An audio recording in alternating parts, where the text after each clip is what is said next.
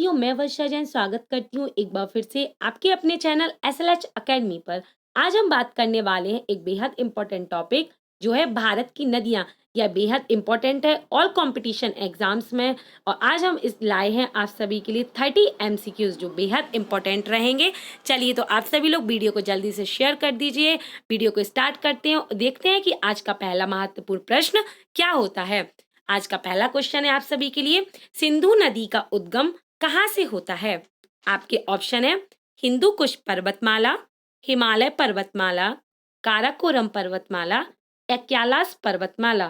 तो सिंधु नदी का उद्गम काराकोरम पर्वतमाला से होता है। सिंधु नदी का उद्गम मानसरोवर झील के पास सानियोक खिबाब से होता है और इसकी लंबाई 2880 किलोमीटर लगभग है। यह अरब सागर में जाकर समाहित हो जाती है। नेक्स्ट क्वेश्चन है आप सभी के लिए, तिब्बत में मानसरोवर झील के पास किस नदी का उद्गम स्रोत है। आपके ऑप्शन है सिंधु, सतलज, ब्रह्मपुत्र या ये सभी। तो तिब्बत में मानसरोवर झील के पास यह तीनों नदियों का उद्गम स्थल है। आप याद रखें कि सिंधु, सतलज और ब्रह्मपुत्र यह तीनों नदी तिब्बत के मानसरोवर झील के पास से ही निकलती हैं। नेक्स्ट क्वेश्चन है आप सभी के लिए, निम्न में से कौन सी नदी हिमालय से परे की नदी है। आपके ऑप्शन है गंगा, यमुना, रावी या सतलज। तो इसका सही आंसर है सतलज। सतलज नदी एक ऐसी नदी है जो हिमालय से परे नदी है।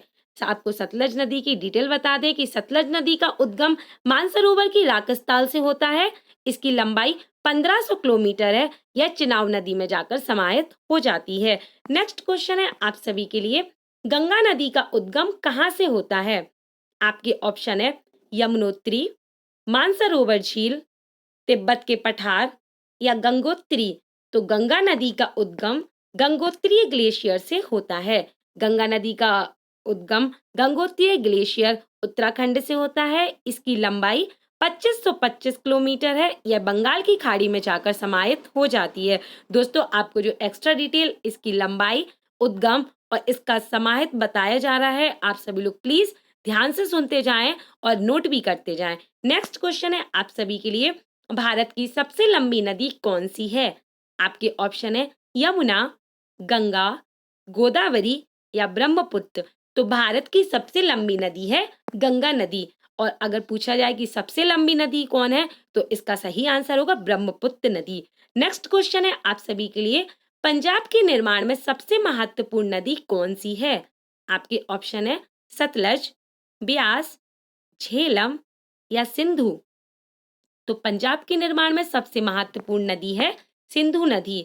नेक्स्ट क्वेश्चन है आप सभी के लिए, नदियों को जोड़ने की योजना का प्रस्ताव किसके शासनकाल में रखा गया था। ये क्वेश्चन आप लोग बेहद ध्यान से याद कर लीजिए क्योंकि ये क्वेश्चन बार बार एग्जाम्स में पूछा जा चुका है। आपके ऑप्शन है राजक सरकार, यूपीए सरकार, संयुक्त मोर्चा सरकार या इनमें से कोई भी नहीं। तो नदियों को जोड़ने की योजना का प्रस्ताव राजक सरकार के द्वारा रखा गया है। नेक्स्ट क्वेश्चन है आप सभी के लिए, सिक्किम से कौन सी नदी का उद्गम होता है। आपके ऑप्शन है सोन नदी, तीस्ता नदी, दामोदर नदी या हुगली नदी। तो सिक्किम से तीस्ता नदी का उद्गम होता है। आपको बता दें कि तीस्ता नदी का उद्गम सिक्किम से होता है। इसका मुहाना ब्रह्मपुत्र नदी में होता है। इसकी लंबाई 315 किलोमीटर लगभग है और तीस्ता नदी को सिक्किम और उत्तरी बंगाल की जीवन रेखा कहा जाता है। आप लोग याद रखें कि तीस्ता नदी 2 राज्यों में बहती है, सिक्किम और उत्तर और बंगाल में। नेक्स्ट क्वेश्चन है आप सभी के लिए, प्रायद्वीपीय भारत की सबसे बड़ी नदी कौन सी है।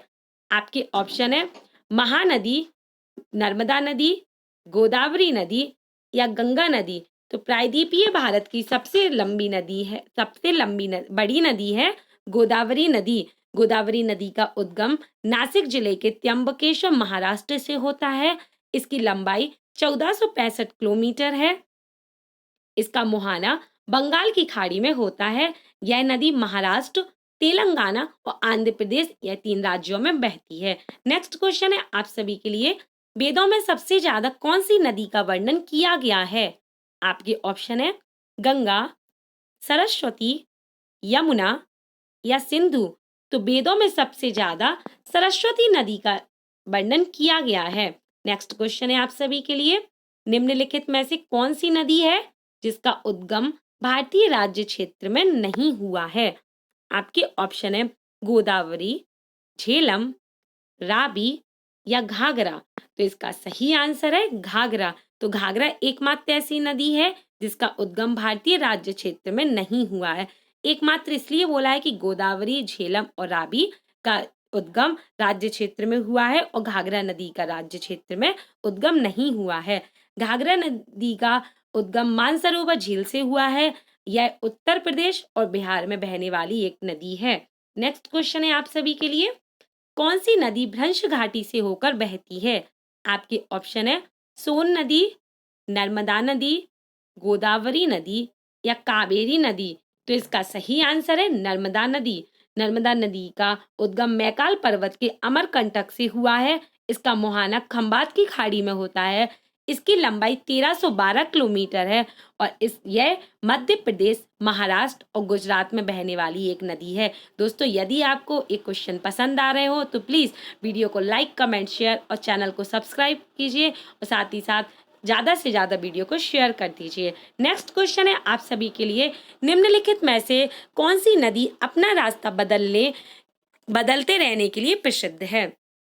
आपके ऑप्शन है नर्मदा, कोशी, दामोदर या ब्रह्मपुत्र। तो अपना रास्ता बदलने के लिए प्रसिद्ध नदी है कोशी नदी। कोशी नदी एकमात्र ऐसी नदी है जो सबसे ज्यादा रास्ता बदलने के लिए फेमस है। नेक्स्ट क्वेश्चन है आप सभी के लिए, भारत में सबसे ऊंची ज्वार भित्ति वाली नदी कौन सी है? आपके ऑप्शन है कावेरी नदी, महानदी, हुगली नदी या कृष्णा नदी। तो भारत में सबसे ऊंची ज्वार भित्ति वाली नदी है हुगली नदी। नेक्स्ट क्वेश्चन है आप सभी के लिए, बिहार का शोक किस नदी को कहा जाता है? आपके ऑप्शन है नर्मदा, कोशी, दामोदर या ब्रह्मपुत्र। तो बिहार का शोक कोशी नदी को कहा जाता है।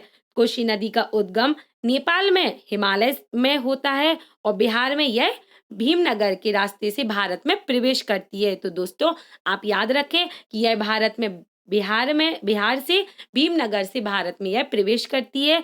यह नेपाल और भारत में बहने वाली एक नदी है।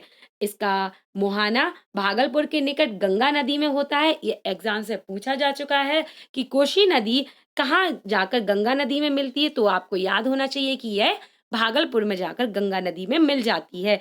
इसकी लंबाई 730 किलोमीटर लगभग है। नेक्स्ट क्वेश्चन है आप सभी के लिए, निम्न में से कौन सी नदी यमुना नदी में नहीं मिलती है? आपके ऑप्शन है सोन नदी, केन नदी, बेतवा नदी या चंबल नदी।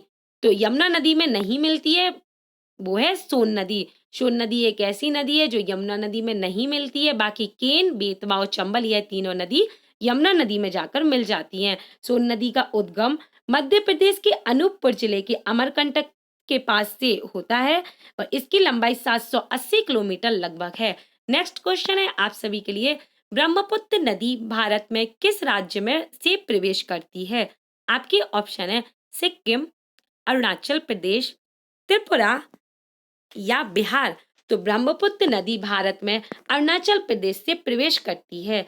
ब्रह्मपुत्र नदी का उद्गम मानसरोवर झील से होता है। इसकी लंबाई 2900 किलोमीटर है। यह अरुणाचल प्रदेश से भारत में प्रवेश करती है। इसका बांग्लादेश में इसे जमुना के नाम से जाना जाता है, तिब्बत में शांगपो, अरुणाचल प्रदेश में दिहांग के नाम से और असम में इसे ब्रह्मपुत्र नाम से जाना जाता है। यह बंगाल की खाड़ी में जाकर समाहित हो जाती है। दोस्तों, आप लोग इसके जो अलग अलग नाम है, जमुना, शांगपो और दिहांग, ये सब याद जरूर रखें। यह किस राज्य से इसका नाम क्या पड़ा है। नेक्स्ट क्वेश्चन है आप सभी के लिए, सुंदरवन डेल्टा का निर्माण कौन सी नदी मिलकर करती है? आपके ऑप्शन है गंगा और यमुना, ब्रह्मपुत्र और यमुना, गंगा और ब्रह्मपुत्र या गंगा और तीस्ता। तो सुंदरवन डेल्टा का निर्माण गंगा और ब्रह्मपुत्र नदी के द्वारा किया जाता है। आपको बता दें कि गंगा और ब्रह्मपुत्र नदी बांग्लादेश में जाकर मिलती हैं और यह फिर वहां सुंदरवन डेल्टा का निर्माण करती हैं। नेक्स्ट क्वेश्चन है आप सभी के लिए, किस नदी को बंगाल का शोक कहा जाता है? दोस्तों, इसके पहले अभी हमने बात बिहार का शोक किस नदी को कहा जाता है उस क्वेश्चन की थी और अब हम बात कर रहे हैं बंगाल का शोक किस नदी को कहा जाता है? आपके ऑप्शन है नर्मदा, गंगा, दामोदर या कोशी। तो बंगाल का शोक दामोदर नदी को कहा जाता है। नेक्स्ट क्वेश्चन है आप सभी के लिए, गंगा एवं ब्रह्मपुत्र के संगम को किस नाम से जाना जाता है? आपके ऑप्शन है पद्मा, जमुना, मेघना या शांगपो। तो गंगा और ब्रह्मपुत्र के संगम को मेघना नाम से जाना जाता है। दोस्तों आप इसके नाम को याद रखें क्योंकि ये एग्जाम्स में ज्यादा से ज्यादा क्वेश्चन पूछा जाता है। नेक्स्ट क्वेश्चन है आप सभी के लिए, बेनगंगा तथा पेनगंगा किसकी सहायक नदी है? आपके ऑप्शन है गोदावरी, कृष्णा, गंगा या झेलम। तो बेनगंगा तथा पेनगंगा नदी गोदावरी नदी की सहायक नदी है। नेक्स्ट क्वेश्चन है आप सभी के लिए, कावेरी नदी जल विवाद मुख्यतः किन दो राज्यों के मध्य है? आपके ऑप्शन है आंध्र प्रदेश तथा तमिलनाडु, केरल तथा कर्नाटक, केरल तथा तमिलनाडु या कर्नाटक तथा तमिलनाडु। तो कावेरी नदी जल विवाद मुख्यतः कर्नाटक तथा तमिलनाडु राज्य के बीच में है। आपको कावेरी नदी का उद्गम बता दें कि यह कर्नाटक के कुर्ग जिले के स्थित ब्रह्मगिरी पहाड़ी के समीप निकलती है। इसका मुहाना बंगाल की खाड़ी में होता है और इसकी लंबाई 800 किलोमीटर लगभग है। नेक्स्ट क्वेश्चन है आप सभी के लिए, निम्न में से किस नदी को उसकी पवित्रता के कारण दक्षिण भारत की गंगा कहा जाता है? आपके ऑप्शन है महानदी, गोदावरी, कृष्णा नदी या कावेरी नदी। तो इसका सही आंसर है कावेरी नदी। आपको बता दें कि कावेरी नदी को दक्षिण भारत की गंगा कहा जाता है और गोदावरी नदी को दक्षिण की गंगा कहा जाता है। तो आप ये दोनों अंतर याद जरूर रखें क्योंकि स्टूडेंट इसमें बहुत कंफ्यूज हो जाते हैं कि दक्षिण भारत की गंगा और दक्षिण की गंगा गोदावरी नदी को और दक्षिण भारत की गंगा कावेरी नदी को कहा जाता है। नेक्स्ट क्वेश्चन है आप सभी के लिए, निम्नलिखित में से कौन सी भूमि बंधित नदी है? आपके ऑप्शन है तापी, कृष्णा, लूनी या नर्मदा। तो इसका सही आंसर है लूनी नदी एकमात्र ऐसी नदी है जो भूमि बंधित नदी है। इसका उद्गम अरावली पर्वत के निकट अजमेर जिले के नाग पहाड़ से होता है। यह कच्छ के रण में जाकर भूमि बंधित हो जाती है। इसकी लंबाई 330 किलोमीटर लगभग होती है। नेक्स्ट क्वेश्चन है आप सभी के लिए, हाल ही में केंद्र सरकार ने राष्ट्रीय नदी का दर्जा देने की घोषणा की है, वह कौन सी नदी को दी है? आपके ऑप्शन है गोदावरी, गंगा, कृष्णा या नर्मदा। तो हाल ही में केंद्र सरकार ने राष्ट्रीय नदी का दर्जा गंगा नदी को देने की घोषणा की है। नेक्स्ट क्वेश्चन है आप सभी के लिए, अलकनंदा और भागीरथी किस स्थान पर संगम बनाती हैं और फिर सम्मिलित धारा गंगा नदी के नाम से आगे प्रभावित होती है? आपके ऑप्शन है देवप्रयाग, इलाहाबाद, हरिद्वार या ऋषिकेश। तो अलकनंदा और भागीरथी देवप्रयाग के स्थान पर संगम बनाती हैं और वहां से उस धारा का नाम गंगा नदी हो जाता है। दोस्तों आप याद जरूर रखें कि अलकनंदा और भागीरथी के मिलन होने से ही गंगा नदी का उद्गम होता है। दोस्तों आप देख रहे होंगे इस पिक्चर को बड़े ध्यान से देखिए, यह है देवप्रयाग और जहां से आप देख रहे होंगे कि एक तरफ से अलकनंदा आ रही है और एक तरफ से भागीरथी नदी आ रही है। नेक्स्ट क्वेश्चन है आप सभी के लिए, निम्नलिखित में से कौन सा कथन सत्य नहीं है? आपके ऑप्शन है महानदी का उद्गम छत्तीसगढ़ में हुआ है, गोदावरी नदी का उद्गम महाराष्ट्र में हुआ है, कावेरी नदी का उद्गम आंध्र प्रदेश में हुआ है या ताप्ती नदी का उद्गम मध्य प्रदेश में हुआ है। तो आपको बताना है इसमें कथन कौन सा सही है। तो इसका सही आंसर है कावेरी नदी का उद्गम आंध्र प्रदेश से होता है। नेक्स्ट क्वेश्चन है आप सभी के लिए, निम्नलिखित में से कौन सी नदी ताजे पानी की डॉल्फिन के लिए घर है? आपके ऑप्शन है गोदावरी नदी, गंगा नदी, नर्मदा नदी या साबरमती नदी।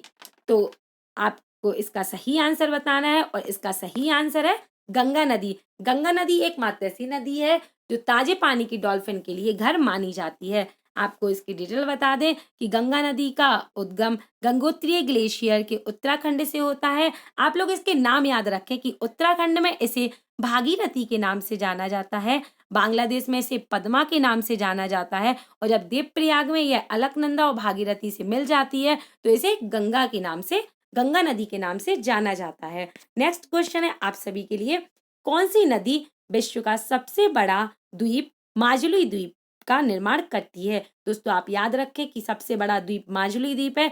उसका निर्माण कौन सी नदी करती है? तो इसके ऑप्शन है गंगा नदी, नर्मदा नदी, ताप्ती नदी या ब्रह्मपुत्र नदी। तो विश्व का सबसे बड़ा द्वीप माजुली द्वीप है, इसका निर्माण ब्रह्मपुत्र नदी के द्वारा किया जाता है। नेक्स्ट क्वेश्चन है आप सभी के लिए, पंचगंगा और दूध गंगा किसकी सहायक नदी है? आपके ऑप्शन है कृष्णा नदी की, गोदावरी नदी, गंगा नदी या झेलम नदी। तो पंचगंगा और दूध गंगा कृष्णा नदी की सहायक नदी है। कृष्णा नदी का उद्गम महाबलेश्वर की पश्चिम घाटी से होता है। इसकी लंबाई 1400 किलोमीटर लगभग है और यह बंगाल की खाड़ी में जाकर मिल जाती है।